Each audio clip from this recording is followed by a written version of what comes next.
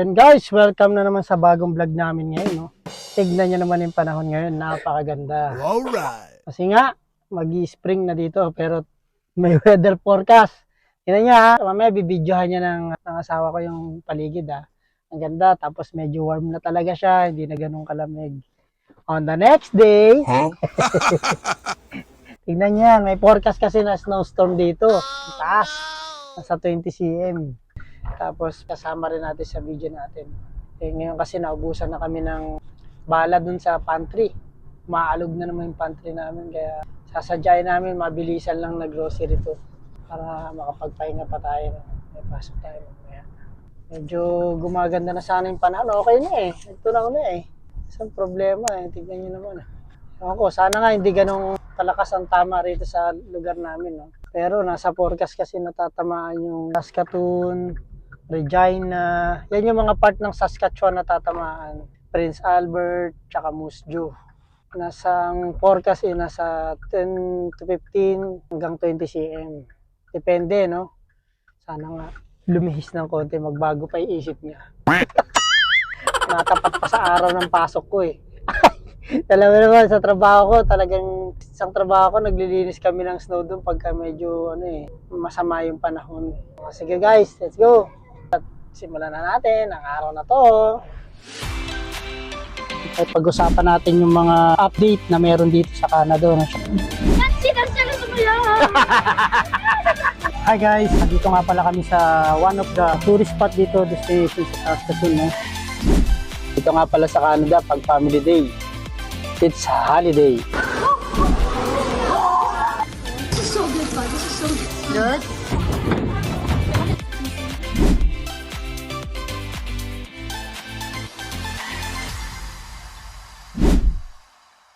Hello guys, ayan no. Vitamin D siya ngayon. Diba? Ganda ng panahon ngayon no. Tirik na tirik ang araw. Walang snow. Ayan na si mama. Pasok na sa loob. And guys, ito tayo mag-grocery muna tayo.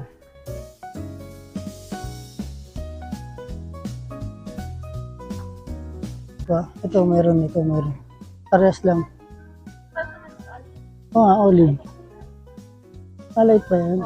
Ano ba yung ginawa mo nakaraan? Parang light. Oo, yan lang. Pa tayo ng Ng Gatas, gatas. tsaka yogurt. Gatas na pang baby, tsaka fresh milk. Oo, anong kukuhanin natin dyan? Nido. Ito. Nido na lang, ayun. Oo, yan. Nido. Laking nido. Mana sa tatay. Switch na tayo sa nido. Yay! Mana sa tatay, nido. Yogurt, kuha tayong yogurt. Tinignan ko Si pa yung- Sofia, tulog. Magdadabat siya, oh.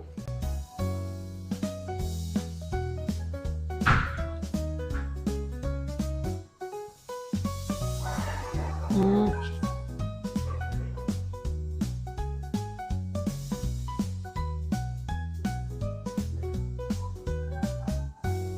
Kuha tayong snacks ni Sofia. Ano yung ma'am? Ma'am, oo, ma'am. Ito yung kinuha ko nun, oh. Ito kaya. Gusto niya kaya to? O yung vegetable kaya? Kale and carrots. Mura siya ngayon, 2 something. Red tag eh. Subukan mo.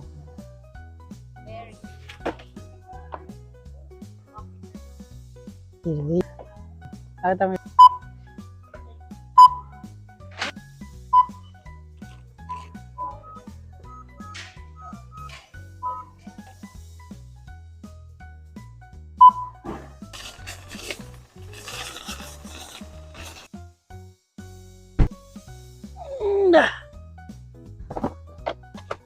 Jagan! Si Madam, nakachimangot. Toing, tulog ulit.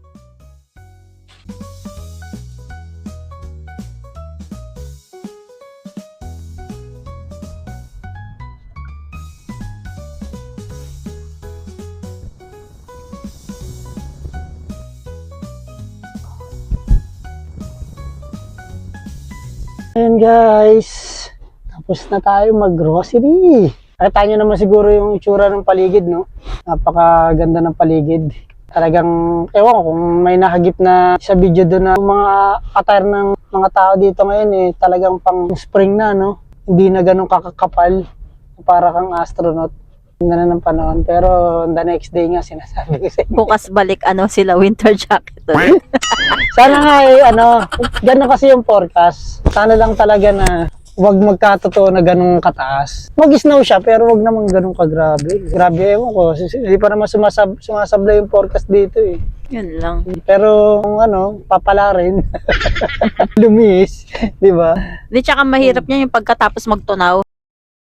Grabe. Yung maputik. Di, tsaka mataas yun. 30 cm. Sabihin mo Ano ba ng yung pinakamataas na-experience natin? yung last year Yung yata. yung pati sinuspend pati yung mga Oh, trabaho. Parang yata yun, 30 yata yun, 30, Oh, grabe 35. Yung hindi rin ako nakauwi. Yung mga nakatira sa basement yung nakalabas eh. Ayun. Tsaka yung last time yun yung mga apartment tsaka condo na meron silang underground parking. Mga kakilala namin na nagpark sila dun sa ilalim. Kasi nga okay dun magpark sa underground kasi meron silang heater, hindi malamig. Yun, kaya mas pinili nilang magpark dun sa underground parking. Tapos meron pa silang saksakan dun. Tsaka maganda yung kung doon ka talaga magpa-park. Mas Hindi- safe kasi doon. So, safe na. Tsaka hindi tatabunan ng snow yung mo, sasakyan mo. Eh, hindi naman nila in-expect na sobrang taas talaga nung time na yun. Natabunan yung pintuan ng yung pinaka-gate ng underground parking. Lalos lahat na nakapark doon, hindi nakalabas. Eh, siyempre, hindi naman makaka-response yung maintenance doon kasi siyempre, naabala rin yung mga nagtatrabaho na yun yung mga bahay nila. Kasi siyempre, hindi rin makakapasok yun. Halos ang daming hindi nakapasok nung time na yun eh. Sa amin din, parang 2 days yata. Kasi kailangan pa i-clear yung kalsada, i-clear yung siyempre, yung mga trabahador doon, may mga sari-sariling bahay. Yung iba, tinutulungan din yung mga relatives nila na naabala ng snow nga, di ba? Ang hirap din. Work from home kami nun eh. Work from home siya nun eh. Ang hirap din ng sitwasyon na malakas na ganun kalaki yung snow, kataas. Na-stranded ka, di ba? Oo, Dati. na-stranded ako nung time na yun. Hindi ako nakauwi. Kaya doon ako nakitulog sa kasamahan ko. Totoo ba? Charot. Noong time na yun, dapat sa restaurant kami, pinayagan na kami kaso hindi pumayag yung iba eh, kaya majority dun. Kasi gusto rin umuwi ng iba. Kasi boring nga naman kung doon ka lang sa restaurant. Sabihin mo nang andun lahat, may pagkain. May noodle, di ba? Libre, di ba? Nandun din yung sasakyan ko, hindi nakaalis eh. Kaya ang ginawa, binalikan ko na lang kinabukasan yung sasakyan ko. Yung sasakyan ko rin, pabebe rin eh. Nung nilalabas ko siya nung gabi, ayaw lumabas eh. Nung umaga isang kabig ko lang ng gasolina lumabas ka agad yung sasakyan. Parang ayaw niya lang akong pauwiin talaga eh. Hindi naman talaga safe nun. Hindi muna ako umuwi ka agad-agad eh. Talagang sabi ko, matagal pa maglilinis to sa kalsada. Kaya ang ginawa ko, inantay ko muna na kalagitnaan, mga tanghali na. Talagang alam ko na, ramdam ko na malinis na yung kalsada. Yun, nakita ko doon yung sitwasyon. Meron pa, kahit nga tanghali na, may nakita pa ako nag-snowboard, tawag doon? Snowmobile eh. Snowmobile. Oo, sa kalsada, sa highway. Sabi ko, ayos highway, nag-snowmobile. Pero yung snowmobile na yun. Ano sabi niya? Ano daw? Pero yung snowmobile na yun yung mga group na tumulong. Sa mga na stuck sa sila yung mga, bang tawag doon? Volunteer. Group sila ng mga snowmobile na nag-volunteer para tulungan yung mga na-stranded. Pero makita mo yung kalsada niyo, yung mga ditch, ang dami sasakyan, mapa-truck, mapa-SUV, kahit malalaking sasakyan, hindi nakaligtas dun. Time na yun. Oops. Makita yung logo. Oops. Hoy. Tulog pa rin si Sophie. Tara. Tayo. Guys, continue tayo sa pamimili natin. Ayan, dito tayo kay Kuya Mars. Mabisita kayo ng Saskatoon. Ayan, bisitahin niyo si Kuya Mars dito sa loob ng MOA. Ayan. Open ba kayo Monday to Friday, te? Sunday, Monday to Sunday, open sila. Marami sila dito ng kakanin. Yan. Tsaka ulam, lutong ulam. Yan yung mga menu nila. Supportahan natin yung mga Filipino businesses dito sa Canada. No? Kapag stop by kay Saskatoon, daan kayo sa MOA. Asian Market yun. Dito yan sa Kuya Mars, 8th Street.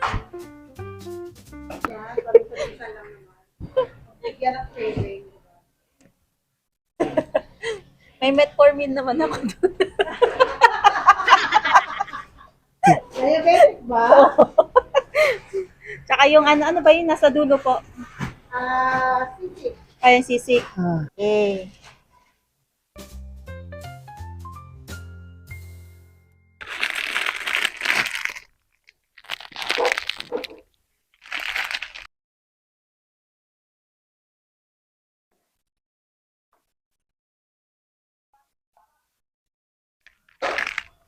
I wanna try that one. Yeah, I usually use that one. Because I wanna try this one maybe.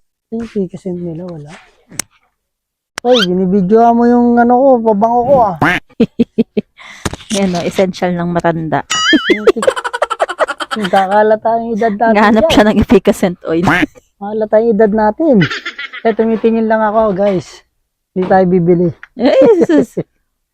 Hindi, paborito ko na to. Paborito ko na to kaysa sa pen shop. Saka bench. Kaso wala yan. Wait, mayroon ka pang white flower, di ba? Meron pa. Hello, Sophie. Ayan na siya. Ayan guys, hotdog. Pinoy hotdog. Napakamahal. Ayan, bibili siya daw ng longganisa. Tignan mo. Ah, Mahal o. Mahal. 839 skinless. Ayan na lang oh. Ito na lang. Baguio. Ito na lang siguro. Isa lang. May Ilocano dyan ah. Meron dito, yun o. Longganisa. Ay, parehas lang. Ito.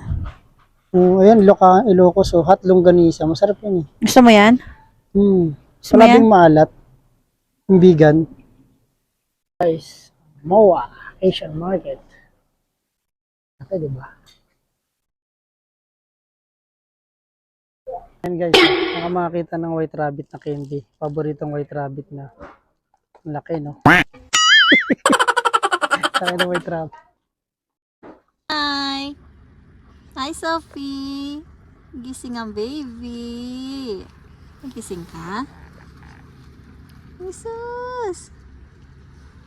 Nakasimangot!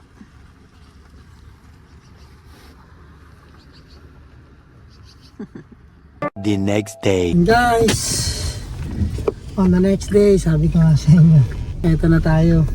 Yung snow na to tuloy-tuloy. Mula nag-start to ng mga 8 a.m. light snow siya nag-start. Kasi ito dire-diretso na. Sabi ko sa inyo eh, pag kayong umasa, mahirap pag umasa. Kala natin summer na, patuloy-tuloy na yung weather na gano'ng kaganda. No? Ayan, biglang snow ang buong paligid. Sobrang grabe at panlamig. Yung mga tao ngayon busy, nagpe-prepare din sila syempre. Hindi nila alam kung gaano kataas yung snow bukas, kung gaano aabutin. Diba?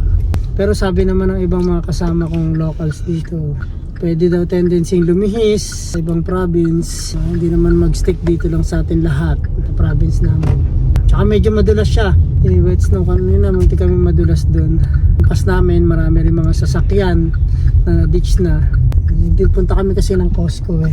Magpagas. Napansin lang namin yung mga yung kalsada doon parang hindi nalilini ay nalalagyan ng asin. Medyo madulas talaga siya. Makita mo siya na parang plain na kalsada, pero pagka daanan mo ramdam mo yung dulas. Ayun, makintab parang ice skating rink. Sobrang dulas. Kaya ingat guys sa panahong paggaganto. Ingat tayo. Ito, pauwi na kami guys. Galing kami kaninang church. Ano meron ma? Si JJ Reconciliation. Tapos si Sander naman Confirmation. Ito, dadaan muna ako ng hardware. Hardware nila dito eh. Parang mall. Laki. At ay meron kasi akong aayusin bukas dun sa isang side hustle ko. Sira. Napaayos sa akin. Ako na daw bumili ng materials kasi sila yung inutusan ko eh. Ako rin din para gagawa. Kasi nagtry yung manager na pumunta. Ibili sana siya ng materials. Pagdating niya daw doon, tingin niya sa shelves. Ang dami daw. Hindi niya alam kung ano yung bibili niya. Ang dami daw size. Okay guys, maraming salamat. At don't forget to like, share, and subscribe. Bye-bye!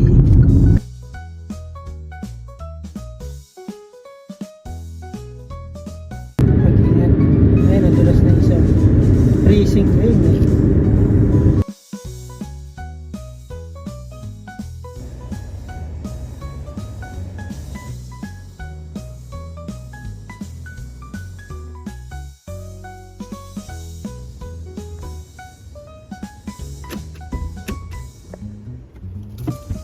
Go put that on your backpack.